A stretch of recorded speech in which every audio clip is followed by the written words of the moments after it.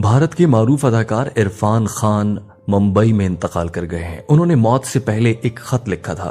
दोस्तों, वो खत अंग्रेजी जबान में है, उसका उर्दू तर्जुमा करके हम आप तक पहुंचा रहे हैं। आप अंदाजा लगाइए कि कैंसर के बड़े मरज से लड़ने वाला इरफान खान क्या सोचता था।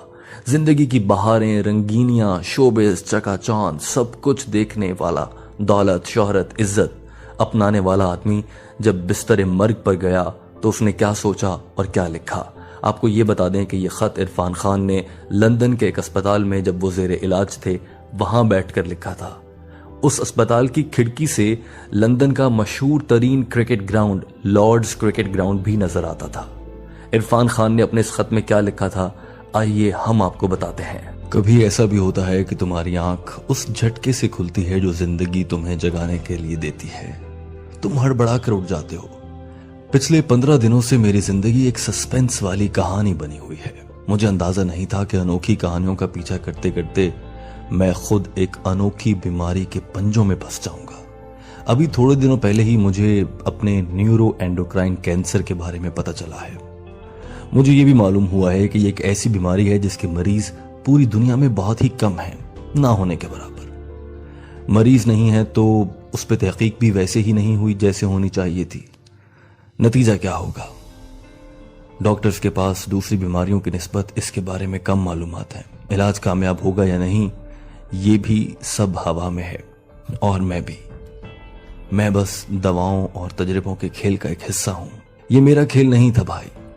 मैं तो एक फुल स्पीड वाली बुलेट ट्रेन में सवार था। मेरे तो ख्वाब थे, कुछ काम थे जो करना थे, कुछ ख्वाहिशें थीं, कुछ टारगेट थे, कुछ तमन्नाएं थीं, आरजुएं थीं और मैं बिल्कुल उनके दरमियान में लटका हुआ था। अब क्या होता है कि अचानक पीछे से कोई आकर मेरा कंधा थपथपाता है। मैं जो मुड़कर देखता हूं तो ये टिकट चेकर है। तुम्हारा स्टॉप आने वाला है बाबू, चलो अब नीचे उतरो। मैं एकदम परेशान हो जाता हूं। नहीं भाई मियां, मेरी मंजिल अभी दूर है यार। और फिर टिकट चेकर मुझे समझाने वाले अंदाज में कहता है, ना यही है स्टॉप, तो बस यही है। हो जाता है, कभी कभी ऐसा भी हो जाता है। उस अचानकपन में फंसकर मुझे समझ आ गई कि हम सब किस तरह समंदर की बेरहम लहरों के ऊपर तैरते एक छोटे से लकड़ी के टुकड़े की तरह हैं। बेयकीनी की हर बड़ी लहर के आगे हम तो बस अपने छोटे से वजूद को संभालने में लगे रहते हैं, ना इससे कम ना इससे ज्यादा। हरा समंदर, गोपी चंदर, बोल मेरी मछली, कितना पानी, इतना पानी, तो बस पानी, बेरहम पानी। वक्त की मौजों के थपेड़ों में तैरती नामालूम हस्ती और पानी। इस मुसीबत में फंसने के बाद एक दिन जब मैं डरा सहमा हुआ अस्पताल जा रहा था तो मैंने अपने बेटे से यूं ही बड़बड़ाते हुए कहा, मुझे इस वक्त अपने आप से कुछ नहीं चाहिए। हाँ, बस इतना जरूर कि यार इस अजाब से मैं इस तरह ना गुजरूं जैसे अब इस वक्त गुजर रहा हूं।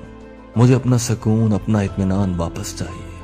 ये जो डर, जो खौफ, जो परेशानियां मेरे कंधों पे चढ़ी बैठी हैं, मैं इन्हें उठा के फेंक देना चाहता हूं। मैं ऐसी काबिले रहम किस्म की हौनक हालत में अब मजीद नहीं रहना चाहता।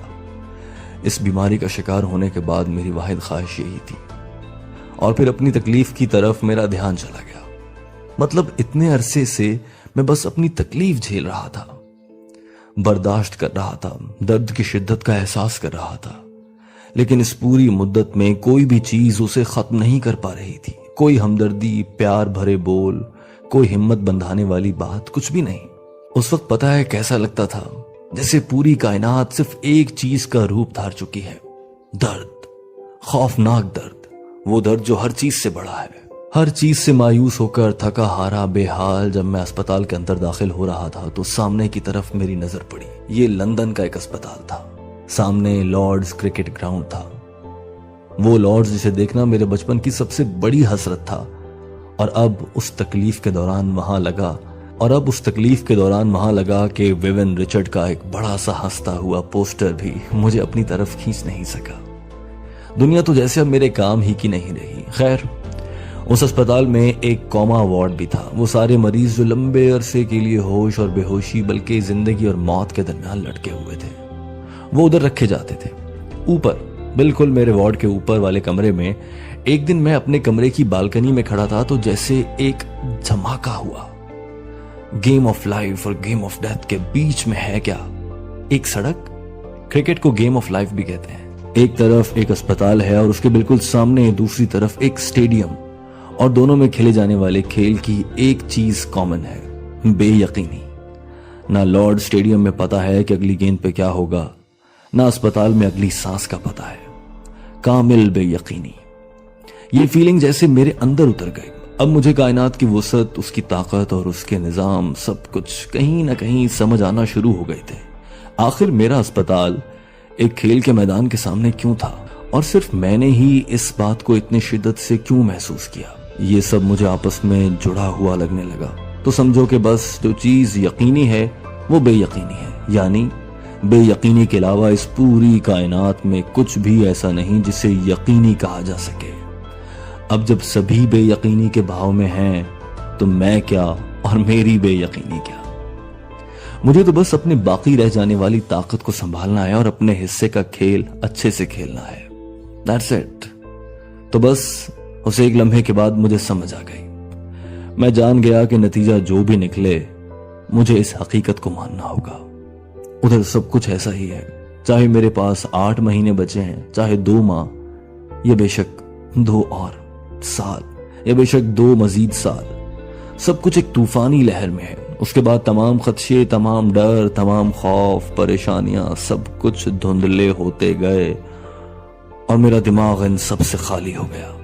सारी उम्र में पहली बार तब मुझे अंदाजा हुआ कि आजादी का कोई मतलब वाकई में है। ऐसा लगता था जैसे मुझे कोई बड़ी कामयाबी मिली है, जैसे जिंदगी का जादू भरा जायका मुझे पहली बार चखने को मिला है, और ये सब मेरे जिस्म की एक एक पूर में उतर चुका था। इस पूरी बीमारी के दौरान लोग मेरे लिए दुआएं करते रहे। लोग जिन्हें मैं जानता हूं, लोग जिन्हें मैं नहीं भी जानता, वो सब मुख्तलिफ जगहों पर मुख्तलिफ औकात में मेरे लिए दुआएं करते रहे, और मुझे लगा कि उन सब की दुआएं मिलके एक हो गई। एक बड़ी सी ताकत, जिसे एक लहर की बड़ी सी मौज की ताकत होती है, वो बस रीढ़ की हड्डी से मेरे अंदर तक उतर गई और मेरी खोपड़ी के अंदर उसने अपनी जड़ें बना ली हैं। अब वो उधर उगती रहती है, कभी एक छोटा सा उम्मीद का पौधा, कभी एक पत्ता, कभी एक नर्म सा तना। मैं उसे देखता हूं और खुश होता रहता हूं। इतनी सारी दुआओं के नतीजे में इस पे जो भी फूल उगता है, जो भी नई टहनी निकलती है, जो भी पत्ता आता है, वो मुझे सिर्फ खुशगवार सी हैरत और खुशियां देता है। तो वो जो लकड़ी का नन्हा सा टुकड़ा है ना, उसे क्या जरूरत है कि वो पानी के बहाव का रुख बदलने की कोशिश करे। उसे ये बात समझ लेनी चाहिए कि हम सब कुदरत की गोद में बैठे हैं, जो हमें हल्के फुल्के झूले दे रही है, न इससे ज्यादा न इससे कुछ भी कम। That's it. खतरनाक कैंसर की तकलीफ दे गोद में बैठकर इरफान खान ने ये सब कुछ लिखा। खुदा इरफान खान की मग़फ़िरत फरमाए। दोस्तों, इरफान खान की जानिब से लिखे गए इस खत का तर्जुमा आपने सुना। ये खत दूसरे अहबाब तक पहुंचाइए और याद रखिए, जिंदगी खुदा की दी गई एक मोहलत है। वो कभी भी अपनी जानिब इस मोहलत को वापस ले सकता है। हम इंसान बेबस हैं और हम इंसान कोशिश में लगे रहते हैं कि ज्यादा से ज्यादा वक्त गुजार लें, माल इकट्ठा कर लें, दौलत बना लें, लेकिन सब ठाठ पड़ा रह जाएगा जब लात चलेगा बंजारा। इरफान खान दुनिया में नहीं रहे।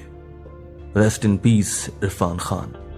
आए सब मिलकर दुआ करें, अल्लाह ताला इस मुसलमान अदाकार को जन्नत में आला मकाम अता फरमाए और हम सबके गुनाहों को भी माफ फरमाए।